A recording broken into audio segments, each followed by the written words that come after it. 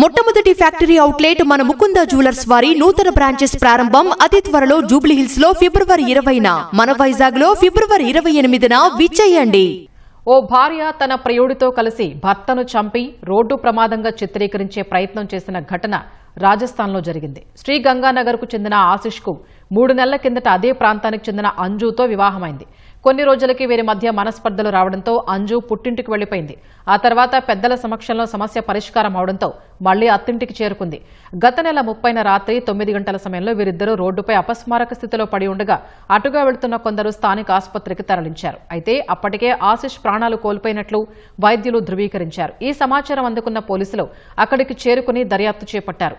గుర్తు తెలియని వాహనం తమను ఢీకొట్టిందని, ఆ తర్వాత అందులో నుంచి కొందరు వ్యక్తులు దిగి తనను బెదిరించి నగలు దోచుకెళ్లినట్లు అంజు విచారణలో పేర్కొంది. అయితే ఆమె చెప్పిన సమాధానానికి ఘటనా స్థలంలోని పరిస్థితులకు పొంతన లేకపోవడంతో పోలీసులకు అనుమానం వచ్చింది. కేసు దర్యాప్తును తీవ్రతరం చేసిన పోలీసులకు అసలు నిజాలు వెలుగులోకి వచ్చాయి. అంజుకు సంజు అనే వ్యక్తితో పరిచయం ఉన్నట్లు పోలీసులు గుర్తించారు. ఆమెకు ఆశిష్తో వివాహం జరగటం ఇష్టం లేదని, తన ప్రియుడు సంజుతో కలిసి భర్తను అడ్డు తొలగించుకోవాలని పథకం వేసినట్లు పోలీసులు తెలిపారు.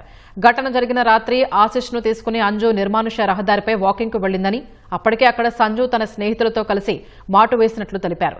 వారంతా ఆశిష్పై దాడి చేసి చంపినట్లు పోలీసులు వెల్లడించారు. ఆ తర్వాత అంజు ఈ ఘటనను రోడ్డు ప్రమాదంగా చిత్రీకరించే ప్రయత్నం చేసినట్లు తెలిపారు. ఈ ఘటనలో పోలీసులు నిందితుల్ని అరెస్టు చేశారు.